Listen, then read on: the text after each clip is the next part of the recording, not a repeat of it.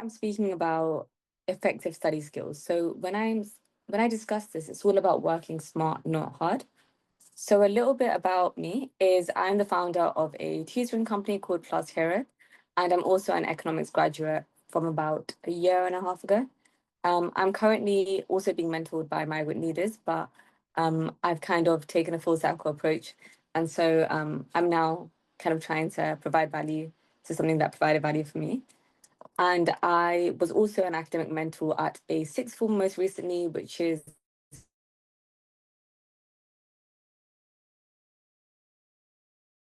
smart, not hard. This was something that I actually never had when I was in sixth form. We didn't have a huge emphasis on revision, but luckily now that things are changing and there's a lot more awareness around the importance of knowing about how do you actually study, not just learning. So the whole mission behind Class Hero is to help students work smarter, not harder, so that you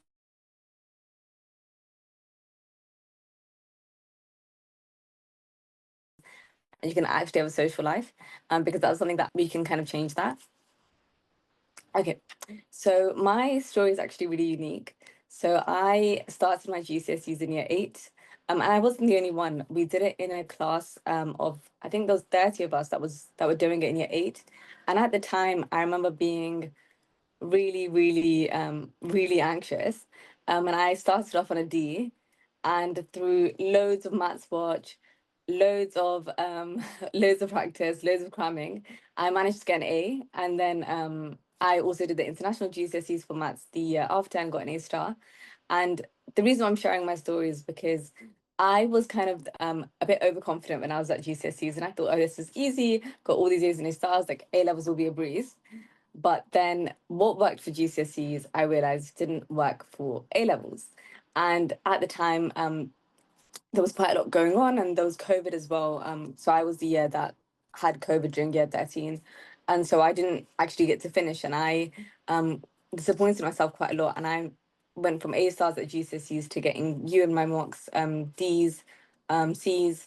And I just didn't understand why. And so I knew that there were these methods like spaced repetition, blurting, active recall, even growth mindset, but I didn't know how to exactly integrate it. And I first became introduced to specifically spaced repetition by my economics teacher. So I'll discuss that a little bit later on. So as I was saying, why study methods matter is because it improves long-term memory retention. We're not trying to get short-term wins. It's not GCSE. With A levels, the curriculum is a lot bigger. We also want to make studying more efficient. We don't want to study for 8 hours a day.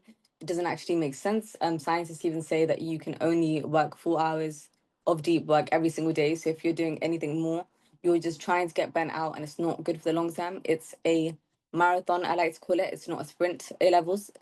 It's also to reduce exam stress and increase confidence in the subjects that you're taking. So you can actually enjoy the A levels that you're taking, because it's not just you're doing it because you have to anymore. You've chosen these subjects, so you want to actually enjoy it. So some of these study methods include, as I said already, active recall, spaced repetition, retrieval practice. Okay, so the main ones I wanted to go through is active recall, spaced repetition, and then there's blurting as well, which isn't really on here. But yeah, please feel free to read any of this and note some down. I also want to mention that it does change subject by subject. So for example, active recall is something that would be a lot more of an essay subject, revision technique. Then there's also, yep, same with Cornell note taking. So summarizing what you've read to make sure that it's actually going in. The difference between effective and ineffective is also passive versus active. If you passively revise, that's most likely you're just reading a textbook and saying that you revise. And it might make you feel good to say that you revise by reading, but it doesn't actually go in. You have to actively retain the information, test yourself in the moment, ask yourself questions, and then also go through it in a few weeks, which is what we call spaced repetition. So you need a combination of these methods. Yep. So this is actually some of the posters that I took pictures of when I was an academic mentor. Um, I thought they were quite good. I'm more than happy to also send them across. So yeah, there's power hour here, spaced repetition, active recall, and then exam practice. So yeah, this is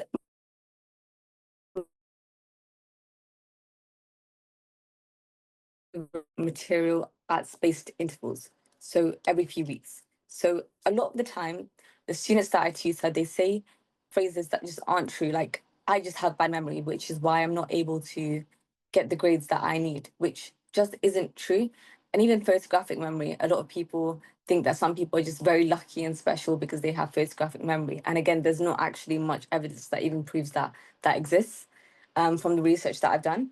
And so spaced repetition is really important because it allows you to remember things for a very, very long period of time. There's things that I've studied using spaced repetition for my economics A level, which was 5 years ago, that I still remember just because of this technique. And it's not that we want to remember years and years, but at least a year after when you're sitting the exams.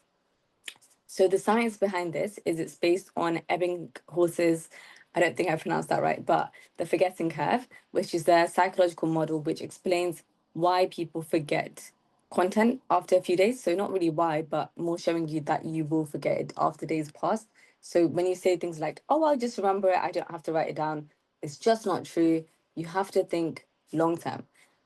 It's actually quite interesting. One of the first things I ever learned in economics was myopia, and myopia means being short-sighted.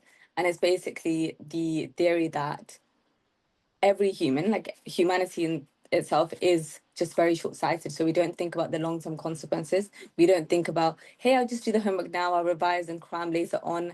So many times I've had students in year 10 saying, oh, I'll learn the concept now, but I don't really need to put in the work. I'll do that in a year. Like, I'll revise and I'll lock in a year's time. It doesn't work like that. We're not robots. We don't just take information like that. You have to see it as a marathon again.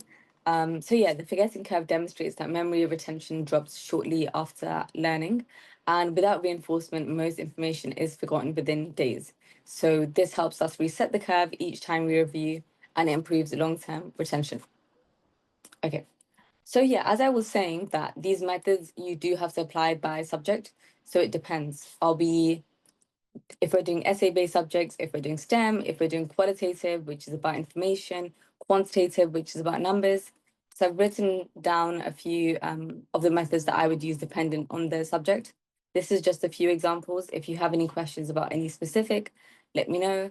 For economics, it's a very much qualitative subject, even though it is mathsy. There isn't actually too much maths involved except basic GCSE maths, which is, yeah, like, I think a bit of a myth that people are told that economics is a very, very mathsy subject, which actually isn't too true. It requires no A-level maths. There's just quite a lot of curves, but it's more about rationality. And yeah, some of the tools that I would highly suggest using is, the first one is the Pomodoro technique. So I have ADHD, so this is something that I use, which is when you intensely focus for a very short period of time and then you give yourself a break. Because with ADHD, there's a lot of we're wired to have a lot of energy, and we're kind of addicted to novelty. So if anyone else has got ADHD as well, highly suggest using Pomodoro technique. Our brains are just different. You have to know what works for you. So yeah, when you're using these tools, definitely keep in mind neurodivergency, the way that you work, what time of the day is your most productive. Are you a night owl? Are you a morning owl? A morning owl? More morning bird. Like, you have to think about those things. So as much as people can say, do this, do that, only you know yourself. So that's something I wish I was told when I was younger. I only recently got diagnosed by my therapist, but I think everyone needs to find out what works for them. Don't let someone tell you to do this, and if it doesn't work, then you think that you're stupid. Have some self-compassion. Know yourself. Every brain is different. There's no size fits all. Yeah, and create a weekly planner, please. If you don't plan your week, you're planning to fail. You know that quote, what is it? If you don't plan to prepare, prepare to fail. If you don't prepare, yeah, that one. I know you know it. So make sure that you actually plan your week. Do it on a Sunday, do it on a Monday. No, not on a Monday. Do it on a Sunday, and allocate revision blocks for each subject. And make it realistic. There's no way you're going to do more than 4 hours a week. let's be honest, make sure you put in time for social activities, for lunch. Don't burn yourself out before the exam. That's the worst thing you can do. Color code, anything that works for you, put it on the board so you know where it is, and you can see it all the time. And yeah, so when I was an academic mentor at the sixth form team, the three main struggles that I noticed students were having was one, the ways that you're revising, so passive versus active. If you're revising for 8 hours for each subject every single week and you're still not getting the grades, there has to be something wrong, and you have to be able to identify that. And if it's too difficult, then there are people that you can go to, like tutors. There's even I think the pastoral team at school. So make sure that you are finding out why exactly am I not getting the grades. Don't be demotivated because you're not getting results. You just have to try a different approach. A lot of the people that say, a lot of the students that say to me, "Oh, I'm just not getting the grades, and I put in 8 hours a week. Like I'm done with this. I'm not seeing results." That's a fixed mindset. That's what we talk about at school. Having a fixed mindset is very dangerous because it allows you to be complacent because you blame your circumstances on external situations. That's not what we want to do. We want to have a growth mindset, which is that if I ask my teacher and I ask them to give me topics or exam questions, or I stay a bit later and I use the active study methods, then I can do better. That's the kind of mindset that we need to have. So yeah, I would say mindset and the way that you're revising is the first struggle. If you are struggling with your grades, the second one is exam strategy, knowing what is the question asking.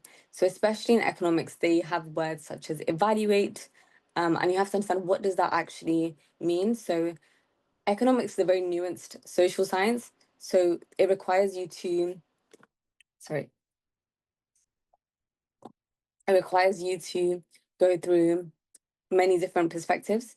And then there's also the news that you have to incorporate in. There's a lot of things that that word contains, and you can kind of create a memory bank and also ask your teacher videos as well of what does this word exactly mean, what is the question exactly asking me, because you can, for example, we've got price elasticity of demand, PED, in economics.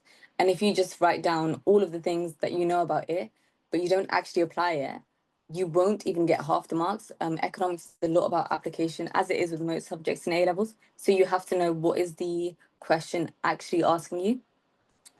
The third thing is time management. Yep. So make sure you're organized, have the planner, set aside time for deep work. If you're doing 8, 10 hours, but you're not focused, that's even worse than doing 3 hours of focused work. So make sure that you actually are properly revising in the time that you do have. It's better to do 2, 3 hours, 2 to 4 hours than it is to do 8 to 10 hours of unfocused work. And yeah, so this is actually the Flora app, as you can see this picture over here. So it's quite a cute app. If anyone wants to download it, it just helps keep you motivated and gives you a few quotes. And yeah, so the final things that I want to say is there's no size fits all. This should say this should say no size fits all, to be fair. Find out what works for you, really introspect, ask your teachers, see the way that you answer questions, what exactly is the struggle, identify it, or ask someone if you're struggling. Neurodiversity can affect, so make sure that you experiment, you adapt, make sure you get diagnosis. If you do think you've got something before the exams, you don't want to do it too late, like I did. Combine methods for best results. So active recall, spaced repetition, blurting, which is where you can search it up as well. I won't bore you, but combine all these methods for getting the best results. Yeah, this is very, very, very key. Focus on understanding, not memorizing. There's a reason why you pick certain A levels, because you were interested in it, because it led to a career that you would want to do. So why would you just memorize? You would actually understand. You would try to focus on understanding. There's this famous quote I think everyone's heard of, but if you can't explain it to a 6-year-old, you don't understand it yourself, which is really, really true. Even especially when I'm teaching, and the student asks me why this, and I can't answer it. It's embarrassing. You should try to understand the content. Where is it coming from? How does it relate?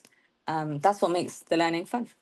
And yeah, practice regularly, not just before exams. Don't cram, you will be burnt out, you will be tired, you will crash out before the exam. And yeah, your future self will thank you. So always try to act in a way that your higher self will be proud of. So if you think about, oh, I don't want to revise today, think about how good that feeling will feel if you did revise and you get the grades. Again, a bit of economics. It's called the art of delayed gratification, which is part of behavioral economics.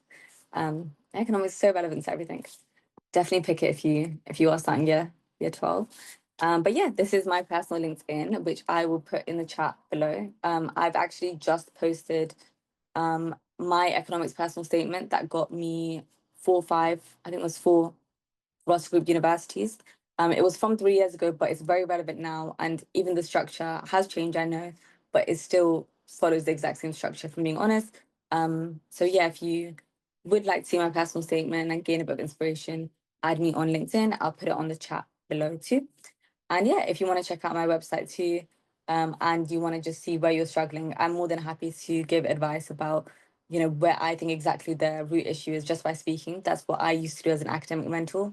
I used to speak to the students for 5, 10 minutes and find out where they were struggling and then give you a few resources, a few tips. And you don't have to continue with my tutoring. You can just book in a session. And yeah, so there's a post to my personal statement, and I'll also post some free MCQs. So if you do econ already, you know what that is. MCQs are multiple choice questions. So this is something that my economics A level teacher taught me.